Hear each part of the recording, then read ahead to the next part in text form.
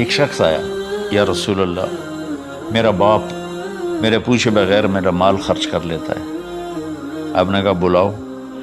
جب اسے پتہ چلا کہ میرے بیٹے نے شکایت کی ہے تو عرب کی شاعری تو مشہور تھی، انہیں دل دل میں کچھ اشعار پڑھے۔ جو آیا تو جبریل پہلے آ گئے، یا رسول اللہ اللہ تعالیٰ کہہ رہے ہیں آپ اس سے پوچھیں وہ شعر بتاؤ جو تیرے کانوں نے تو نہیں سنے، تیرے دل میں آئے تھے اور اللہ نے سن لیے۔ اللہ کے نبی نے فرمایا بھائی تیرا انشاءاللہ کیس سنتے ہیں، لیکن پہلے وہ شعر سناؤ جو تم نے تو نہیں کہے زبان سے پر اللہ نے سن لیے ہیں۔ بسم اللہ الرحمن الرحیم، والصلاة والسلام علی رسولہ الکریم وعلی آلہ وصحبہ اجمعین۔ میرے محترم بھائیوں، بہنوں، دوستوں، بزرگوں، بچوں، بچیوں، جانے انجانے سب کو، اہل ایمان کو میرا السلام علیکم ورحمۃ اللہ وبرکاتہ۔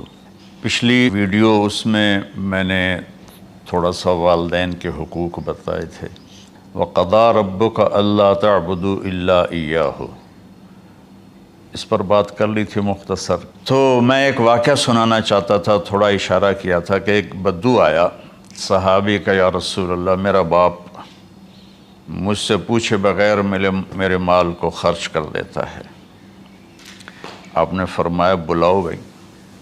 جب اسے پتہ چلا کہ میرے بچے نے میری شکایت کی ہے تو اسے بڑا دکھ ہوا، تو اس نے دل ہی دل میں چند اشعار پڑھے، زبان پہ ادا نہیں دل میں آئے۔ تو جب وہ مسجد میں انٹو رہا تو جبریل پہلے آئے بیٹھے تھے کہ یا رسول اللہ اللہ فرما رہے ہیں اس سے کہو کہ پہلے وہ اشعار سنائے جس کو اس کے کانوں نے نہیں سنا، لیکن اللہ نے من فوق عرش ہی سن لیا ہے، عرش کے اوپر اللہ نے سن لیا ہے۔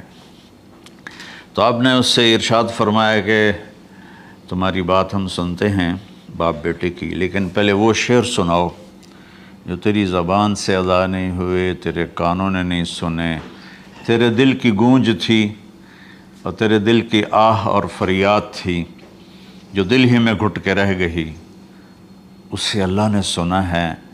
وہ کہتا ہے سناؤ۔ کہنے لگا یا رسول اللہ آپ کا رب ہر وقت ہمارے ایمان کو آپ پر زیادہ سے زیادہ بڑھاتا رہتا ہے، اس ذات کی قسم جس کے قبضے میں میری جان ہے۔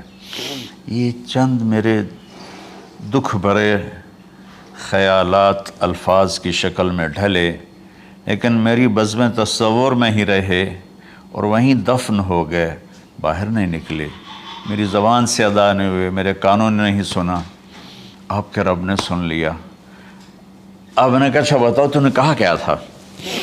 تم نے کہا جی میں نے بچے کی جب سنی شکایت میری کی ہے تو میں نے کہا تھا غضوتک مولودا وعلتک یافعا تعل بما اجنی علیک وتنہل وَإِذَا ضَاقَتْكَ بِالسُّقْمِ لَيْلَةً لَمْ أَبِتْ لِلسُّقْمِكَ إِلَّا سَاهِرًا أَتَمَلْمَلُ كَأَنِّي أَنَا الْمَتْرُوكُ دُونَكَ بِالَّذِي تُرِكْتَ بِهِ دُونِي وَعِنِي يَتَحْمَلُهُ تَخَافُ الرَّضَى نَفْسِي عَلَيْكَ وَإِنَّهَا لَتَعْلَمُ أَنَّ الْمَوْتَ وَقْتٌ مُؤَجَّلٌ فَلَمَّا بَلَغْتَ السِّنَّ وَالْغَايَةَ الَّتِي إِلَيْهَا مَدَى مَا فِيكَ كُنْتُ أُؤَمِّلُ جَعَلْتَ جَزَائِي غِلْظَةً وَفَظَاظَةً كَأَنَّكَ أَنْتَ الْمُنْعِمُ الْمُتَفَضِّلُ فَلَيْتَكَ إِن لَّمْ تَرَعْ حَقَّ أُبُوَّتِي فَعَلْتَ كَمَا الْجَارُ الْمُجَاوِرُ يَفْعَلُ فَأَوْلَيْتَنِي حَقَّ الْجِوَارِ وَلَمْ تَكُنْ عَلَيَّ بِمَالٍ دُونَ مَالِكَ تَبْخَلُ۔ میں ابھی ترجمہ کرتا ہوں۔ اس کا میرے نبی پر کیا اثر ہوا کہ آپ کے ٹپ ٹپ آنسو گر رہے تھے اور آپ کی داڑھی آپ کے آنسوں سے تر ہو رہی تھی۔ یہ اتنا فصیح کلام ہے کہ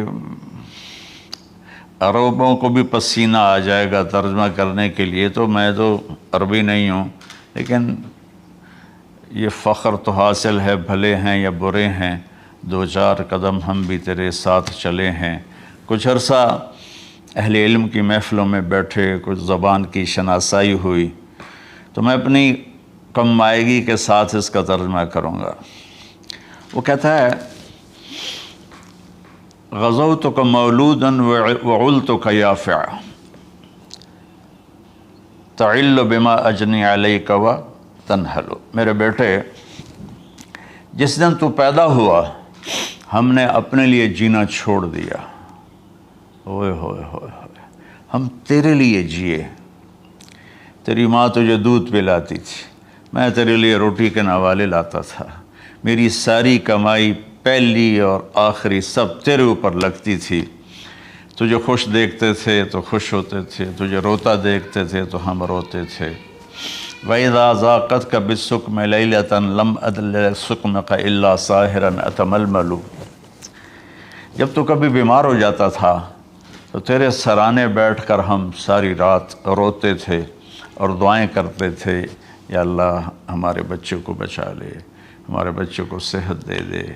اس تڑپ میں ساری ساری رات میں جاگتا تھا، تیرے لیے میں نے اپنا سب کچھ لگا دیا، اپنے لیے جینا چھوڑ دیا، اپنی خواہشات کو دبایا، تیری ہر خواہش کو پورا کیا۔ تجھے مسکرانے کے لیے، تجھے ہنسانے کے لیے میں دھکے دھوڑے کھاتا رہا، کبھی گرمی لو کی جھلسا دینے والی ریت اور کبھی سردی کے سرد ہوا کے تھپیڑے، لیکن میں ان دونوں سے گزرتا ہوا تجھے پالنے کی خاطر اپنے آپ کو کھپاتا رہا۔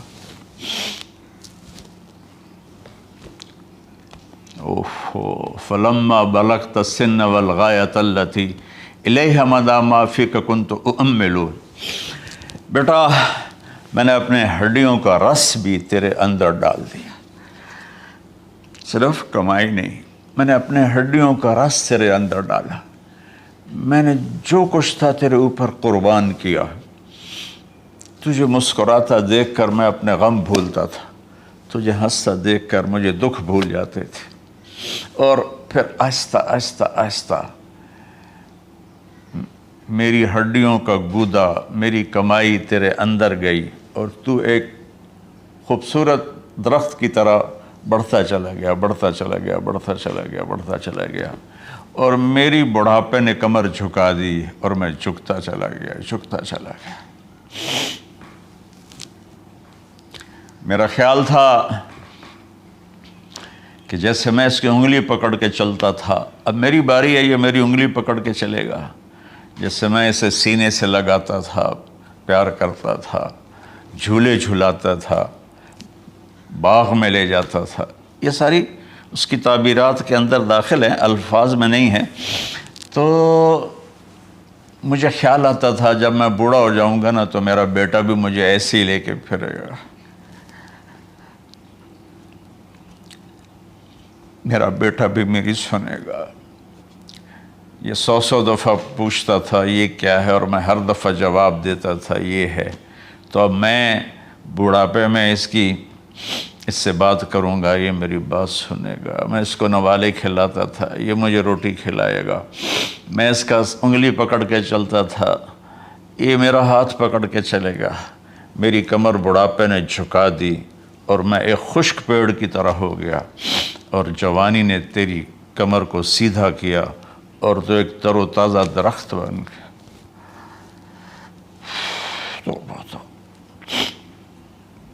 تو مجھے خیال آیا کہ میں نے 20 سال اس بچے کو پالا ہے، ابھی اپنی ماں اور باپ کو دیکھے گا، لیکن ایک دم اچانک کیا ہوا؟ فلما بلغت السن والغایۃ التی الیہا مدی ما فیک کنت اؤمل۔ جب تو اس عمر کو پہنچا جس میں ہماری امیدیں تیرے ساتھ لگ گئیں، ہمیں بڑھاپے نے بے آسرا کر دیا، اور تیری جوانی نے تجھے ہمت دے دی، تب ہمارا خیال آیا کہ اب یہ ہمارے ساتھ وہی کرے گا جو ہم نے اس کے ساتھ کیا۔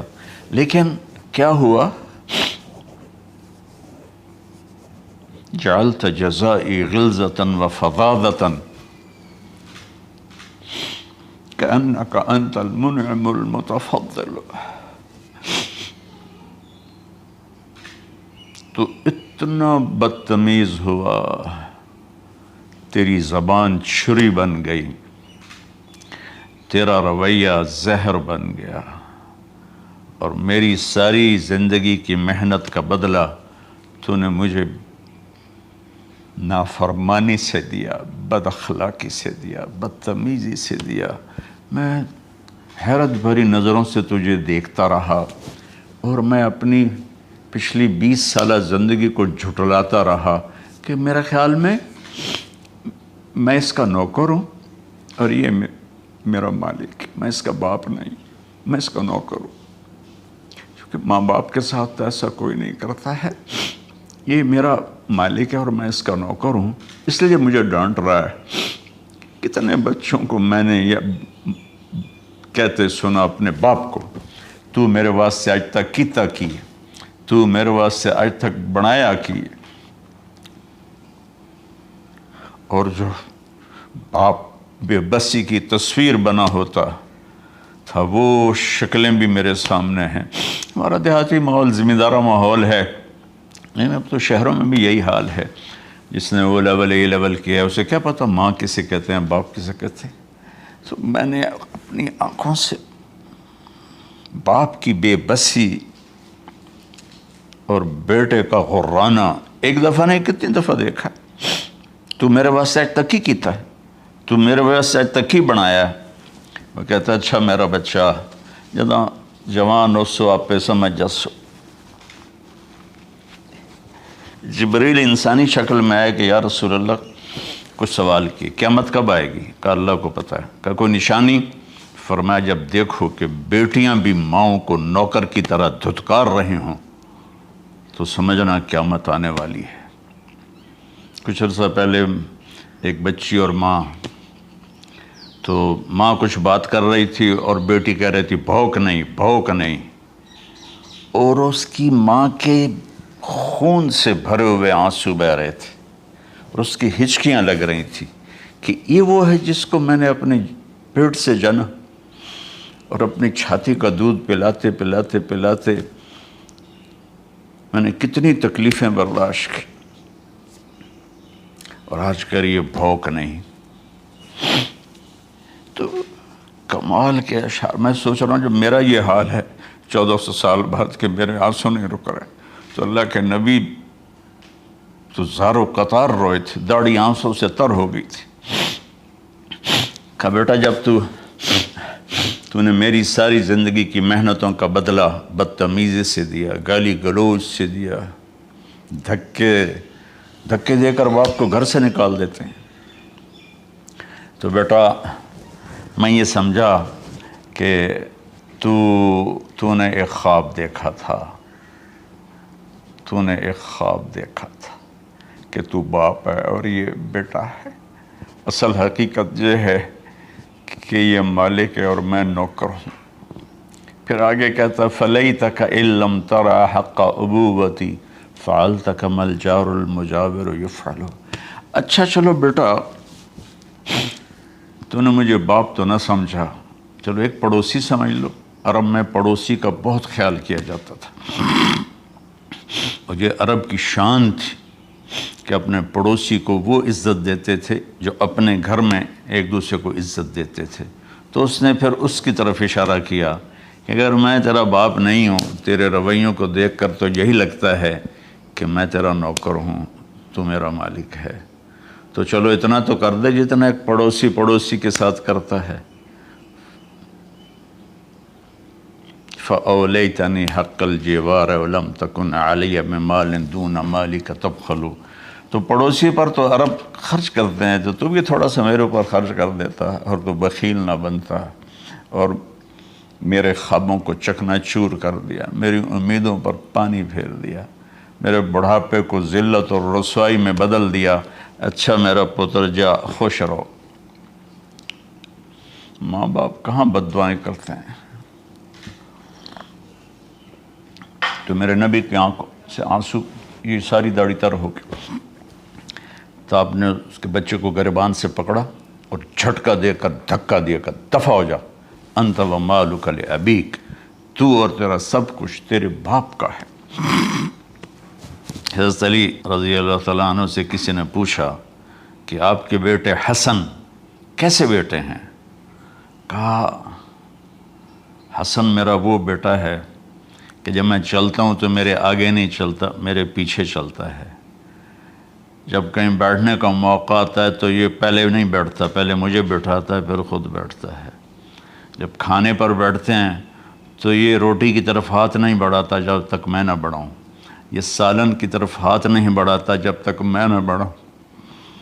میں کمرے میں ہوں تو یہ چھت پہ نہیں چڑھتا کہ میرے باپ کی بے ادبی ہو جائے گی۔ میں حالانکہ چھت پہ چڑھنا ضرورت کے لیے ہوتا ہے، لیکن قربان جائیں اہل بیت کے ایسے ہی اخلاق ہوتے ہیں، آل رسول ایسے ہی ہوتے ہیں۔ میرے عزیزوں نوجوانوں سے کہہ رہا ہوں جن کے والدین زندہ ہیں، ہم تو محروم ہو گئے، وہ قبروں میں چلے گئے، لیکن میں اتنا مصروف رہتا ہوں۔ اب یہ کرونا کی وجہ سے گھر میں بیٹھے ہوئے ہیں، یعنی میری زندگی ایسے پہیے کی طرح گھومی ہے، اور پھر دل کی تکلیف، پھر اس کے ساتھ سر کا درد شدید۔ اس کے باوجود میں روزانہ 10 نفل اپنے باپ کے لیے پڑھتا ہوں، 10 نفل اپنی ماں کے لیے پڑھتا ہوں، اور 4 نفل اپنی خالہ کے لیے پڑھتا ہوں، کہ ساری زندگی سجدوں میں سر رکھ کے اس کا ثواب ماں باپ کو پہنچاؤں، تو ماں باپ کا حق ادا نہیں ہو سکتا۔